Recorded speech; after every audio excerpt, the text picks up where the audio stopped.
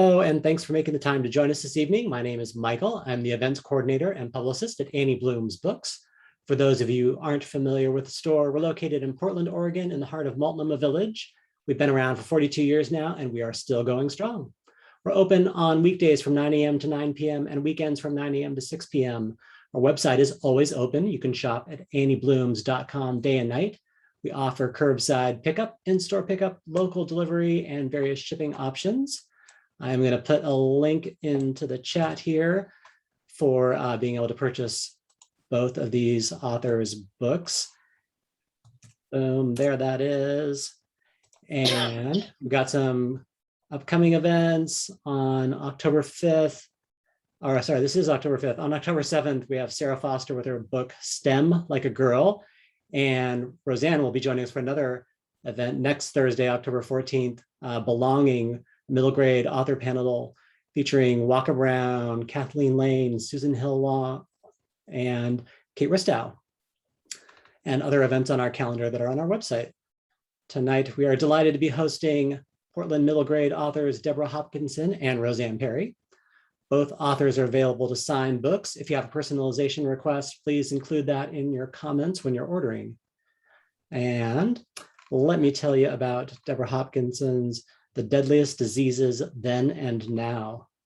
Perfect for young readers of I Survived and the Who Was series. Packed with graphics, photos, and facts for curious minds, this is a gripping look at pandemics through the ages. Deadly pandemics has always been a part of life, yay! From the great mortality of the Middle Ages to the Spanish influenza outbreak of 1918 to the eruption of COVID-19 in our own century. Many of these diseases might have seemed like things to read about in history books, until the unthinkable happened and our own lives were turned upside down by the emergence of the novel coronavirus. As we learn more about COVID-19, we may be curious about pandemics of the past. Knowing how humans fought diseases long ago may help us face those of today. In this fast-paced, wide-ranging story filled with facts, pictures, and diagrams about diseases, from plague to smallpox to polio to flu, critically acclaimed Cybert Honor author Deborah Hopkinson brings voices from the past to life in this exploration of the deadliest diseases of then and now. Deborah Hopkinson is the acclaimed author of over 40 award-winning books, including Shutting Out the Sky, an NCTE Orbis Pictus Honor book, and a Jane Addams Peace Award Honor book, Up Before Daybreak, Titanic, Voices from the Disaster, Courage and Defiance, Stories of Spies, Saboteurs, and Survivors in World War II Denmark, and many other books. Deborah lives with her family near Portland, Oregon. Roseanne is also here with us. Her latest is A Whale of the Wild, which just came out in paperback, standalone companion to the New York Times bestselling A Wolf Called Wander. A young orca whale must lead her brother on a tumultuous journey to be reunited with their pod. For Vega and her family, salmon is life, and Vega is learning to be a salmon finder, preparing for the day when she will be her family's matriarch. But then she and her brother Deneb are separated from their pod when a devastating earthquake and tsunami render the seascape unrecognizable. Vega must use every skill she has to lead her brother back to their family. The young orcas face a shark attack, hunger, the deep ocean, and polluted waters on their journey. Will Vega become the leader she's destined to be? A Whale of the Wild weaves a heart-stopping tale of survival with impeccable research on a delicate ecosystem and threats to marine life. Rosanne Parry is the author of the novels Heart of a Shepherd and Last of the Name, among others. She lives with her family in an old farmhouse in Portland, Oregon, and writes in a treehouse in her backyard. Roseanne and Deborah. Thank you. Hello, hello. So good to see you, Deborah. Before we get started, because I want to launch into the meat of this book right away, but Deborah is like the busiest writer I know. And so she also has this book out this year, The Story of a Story, which is a picture book. And Deborah, you also have a new adventure with Little Golden Books. Can you show us your Little Golden Books? I spent, when I wasn't writing about diseases, I was writing about things that were more fun. So the Little Golden Book about Dolly Parton and about Betty White, who turns 100 in January. So wow, that's amazing. So yeah, Beverly Cleary. It was fun to be able to do research like watch 9 to 5. That's very fun. So let's talk a little bit about how this Deadliest series idea came about, because obviously you must have started this long before 2020, right? Yes, well, there are 3 books in the Deadliest series, which was sold in 2018, and Hurricanes was the first one, supposed to be, and then Fires, and then Diseases. And I was in the middle of writing Hurricanes in February of 2020, and I emailed my editor and I said, maybe we should move Diseases up because I'm hearing about all this news. And as it turns out, the Hurricanes one will come out in January, but they were both done about the same time. And then the Wildfires, it's Wildfires as well as Other Fires will be out in next May. So there's 3 of them. And they're for younger readers, slightly shorter than some of my other nonfiction. Mm-hmm. And so I wanted to have them be accessible, but still have sort of they're in the focus imprint of Scholastic, which has a lot of sort of meaty nonfiction. So I think of these as like starter nonfiction, but in between, say, the Who Was series, which doesn't have source notes, and then a middle grade or a YA nonfiction. Yeah, I really love it for that age group, and I think it fits right into the spot where kids are likely to be the most curious about it. There's something about kids when they hit like 8, 9, and 10, they like want to know about the worst thing ever.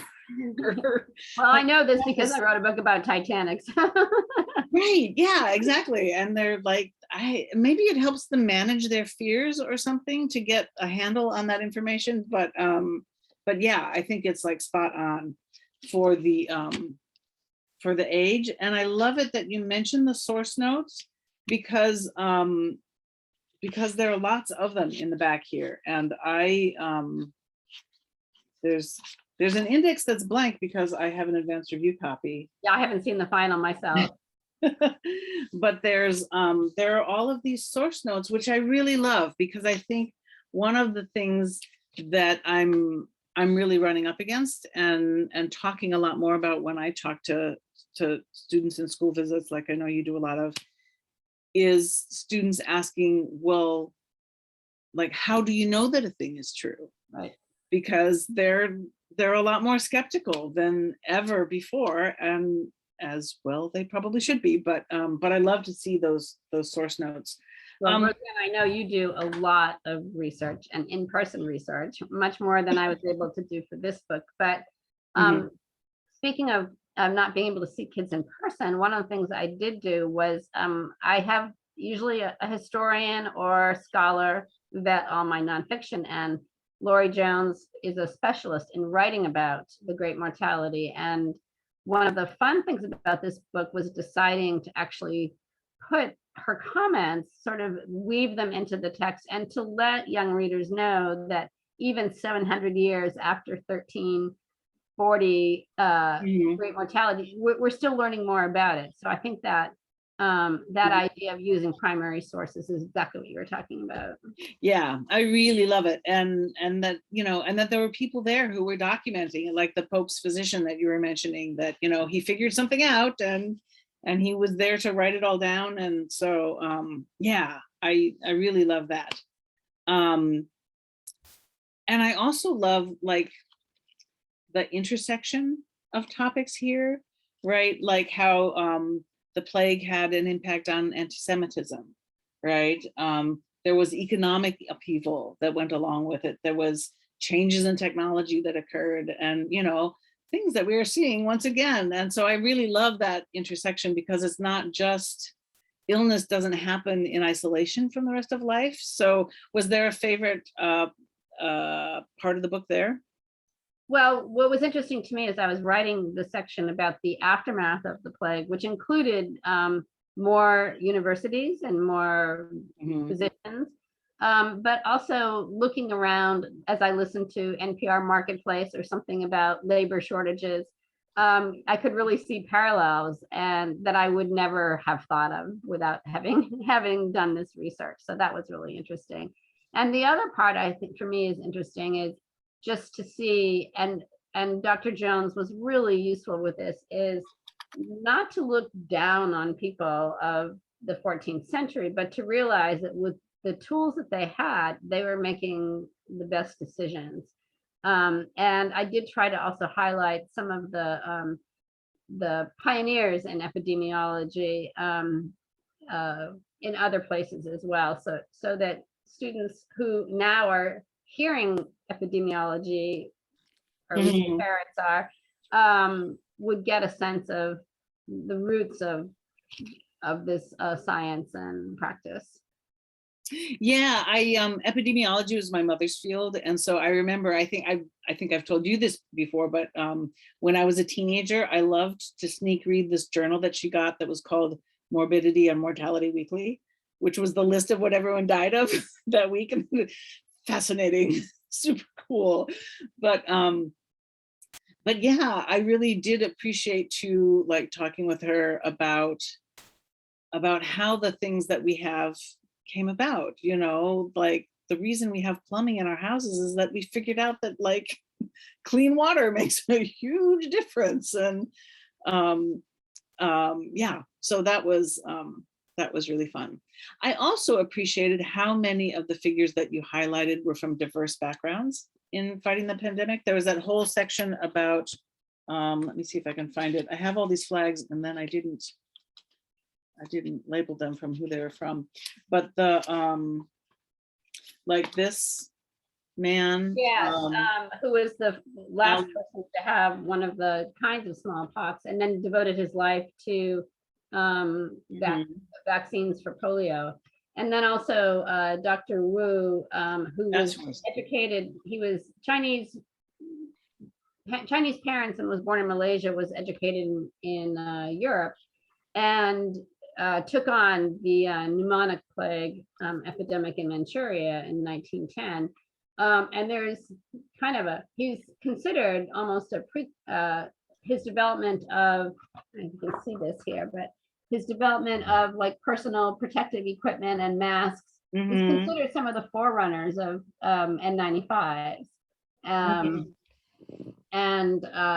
he was doubted by a French physician who came to visit, who died, because pneumonic plague is a different kind than bubonic plague, and is passed through respiratory, and so much more contagious. So I think seeing that, although I must say that I wrote this and I finished it probably about a year ago or a little bit before that, and of course so much continues to change, and so the numbers, and I think I might have written differently about vaccines, possibly knowing how it's played out in our Right. Yeah, there wasn't vaccine hesitancy back then because there wasn't vaccines, but I think there were still people who react out of fear, and people who manipulate the fears of others.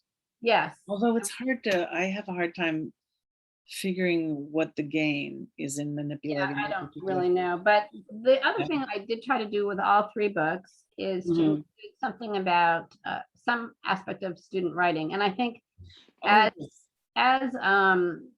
in-person school visits are not happening for me this year, I have been more, I guess, purposeful about trying to do the kinds of things I might have done with kids in schools. So in this book, there are some middle school chroniclers. And then in the Hurricanes book, it's about doing an oral history. And the Fires book is about being a reporter. So I tried to embed those in there, and also have some fun activities in the back. So it's, yeah, I did really like that. So there's the chroniclers section and some fun things to do. And you know, I've done a lot of books for older kids on World War II, and it doesn't, they don't really lend themselves for this kind of thing. Right. Oh, and then there's a big glossary in there too, which I also appreciate a lot. Right, because there are like the reading level isn't very high, but there's a lot of new vocabulary in there. And so it's great to have it right there in the back. And yeah, I think back matter, one of the things that I've been really grateful for, I would say maybe in the last 5 years in publishing, is that I feel like my publisher, my editors are much more responsive to my saying, do you know what would be good here? Teachers are going to look for this thing. They want to, they want to make it fit into, these good STEM topics, right? If I have a more language arts thing, I'm like, is there a STEM angle I can get a little, science in there? And this is so sciencey, but I love it also that you've got that writing angle, because I think, teachers are looking for it. And I think that with your books and historical fiction I've done, I think back matter is important for all of them. I got interested in medical history because I read this book about Dr. John Snow, and that's one of the first modern epidemiologists. But I've also been very lucky to have lots of room for back matter. I don't know if anyone reads it or not, but I think there's some probably 5th grade kids that do read it. I really like The Great Trouble. It's one of my favorite books of yours, in part because that award that is in the shape of the handle of the Broad Street Pump, the Public Health Award. I remember my mother telling me about that award and going, oh, right, this was exactly the kind of thing that she chased down. And actually, Dr. Fauci is giving the pump handle lecture this year, virtually. Nice. You can go to London, and it's actually one of my favorite books to talk about in schools also, because I can use primary sources and really bring it to life. And Stephen Johnson, who wrote the Ghost Map, has, if anyone ever watches this and is a middle school teacher, he has a great PBS series called How We Got to Now. And in the episode of Clean, he talks about exactly what you're saying about plumbing and about cholera and cities. So yeah, this is what I heard a review of this, and that's what inspired The Great Trouble. Yeah, and I love it because everybody was so sure that cholera was airborne, because the air was so nasty in London at the time. It was just miasma theory, right? Yeah, but it turned out to be the water, right? And there was this one guy who was like, except that I'm seeing these things, isn't, that usually go with an intestinal thing.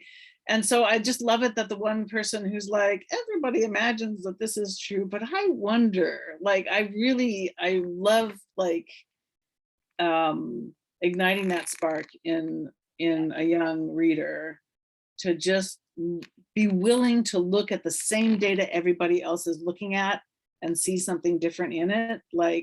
That's where the stroke of genius comes from. It isn't so much that they're maybe smarter than somebody else, but more curious or more brave, more willing to say, I'm not really seeing this same thing that everybody's seeing. And so I love to encourage that.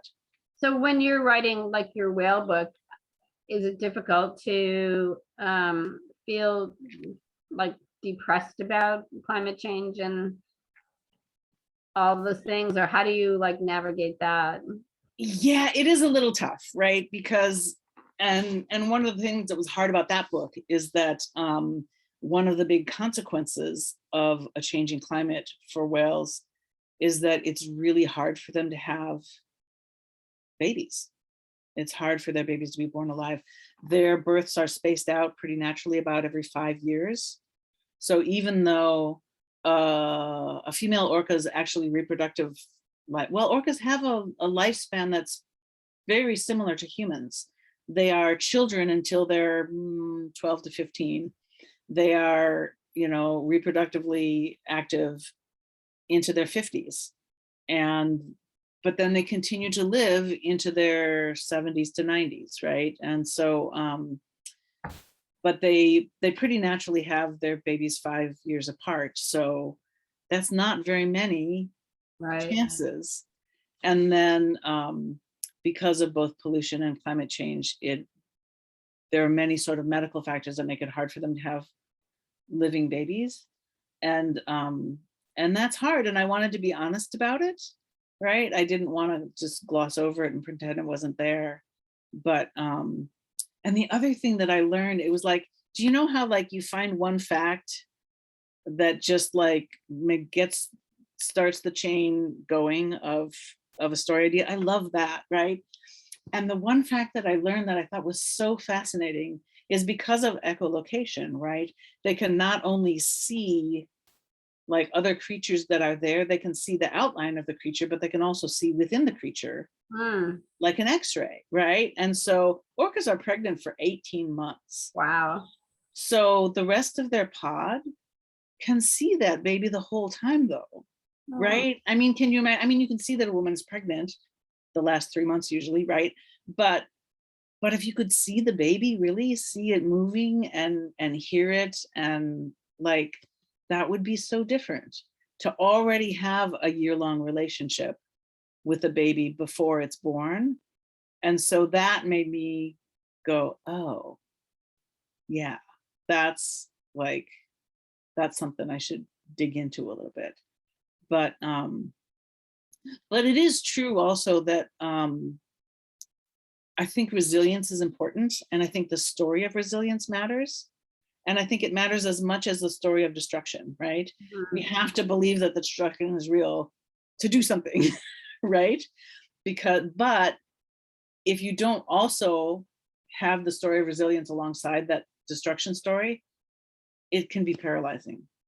Yeah, I heard an interview with Dennis Hayes, and a young climate activist who said she practices revolutionary optimism. Right. Yeah. And often the last minute is often when we solve problems, right? Do you remember the Y2K thing in 1999? People were like, oh my God, the computers will break entirely and airplanes will fall from the sky. And then we figured it out sometime in late December. And it was fine. So what are you working on next, Roseanne? Thank you. I am working on another animal narrated book. So it'll be a companion to A Whale of the Wild, but won't have any of the same creatures. And it will be about wild horses. So that's very exciting. So I'm deep in the research, and I'm about maybe 2/3 of the way through writing my first draft, and it'll take a little while for it to get here. We've only just found an illustrator now, and so there are many sort of irons in the fire because these books are so heavily illustrated. Gorgeously illustrated. Page after page is just stunning. Like, ooh. Ta-da, that's one of my favorites. So so it'll also be a richly illustrated book, and that takes a little while. So that will probably be 23, I would think, or maybe even 24. But I will have a picture book that comes out before then called Big Truck Day, which is about Big Truck Day and, you know, noise and community joy and all the fun things. So great. How about you? What are you working on? I just finished the draft of a book that just about did me in. It's called Race Against Death, the greatest POW rescue of World War II. And it's about World War II in the Philippines. So I had done a book about the Pacific War with Dive. And this book is a middle grade nonfiction about the Bataan Death March and the prisoner of war camps. And the fall of the Philippines. So it was really fascinating and hard, just hard. So I'm ready to do something that's not a disaster or deadly. So I'm starting in November. After I finish, I'm doing a picture book on Jon Snow, but then I'm also starting a novel, which it's called The Plot to Kill the Queen, and there'll be a novel in 3 acts, and it'll be all about theater, which was one of my first jobs. I had a fundraising career for many years, so it will be about a young playwright based on Amelia Bassano, who was a contemporary of Shakespeare. Oh, nice. Oh, very cool. So that'll be fun. A 1-act play within the. My daughter is a middle school teacher in a Waldorf school, and she directs a play every year. So, oh, that's great. That'll be fun. Very cool. I like to, as you do with your art in your middle grade. I like to play with illustrations and design and try to make things a little different. Right. And I think kids really respond to visual things in books. I love to have maps in books. Yeah. In fact, I had a chance to see the woman who made the map for this book at the end. This map maker, Elizabeth Person, was at PMBA. Oh, nice. So we had a little chat, so that was fun. But I love having maps in books, and in part because I just love maps, but also because I know map reading is something they have to learn in grade school. So actual paper maps. So yeah. Thank you for having me, and for all bookstores. It was interesting to meet booksellers this weekend at Pacific Northwest Booksellers Association, and just realize how hard everyone I mean, we know it, but really how hard everyone has been working. Yeah. Well, we wouldn't have a bookstore at all without authors who give us great books all the time. And I have to say, I am particularly grateful for somebody like you, who, when I pick up that book and go, oh, it's a Deborah Hopkinson book, it's going to be great and also trustworthy, and I can hand it to anybody and go, she really worked on this, she researched, it's going to be awesome. So so although I love to find a debut author and champion a debut book, I'm also like so relieved, like when you see the face of an old friend and go, oh, it's Deborah's book, it's here. It'll be fine. I can't wait to hand it to people, because you've just done one quality book after another, year after year. Thank you very much. Thank you very much.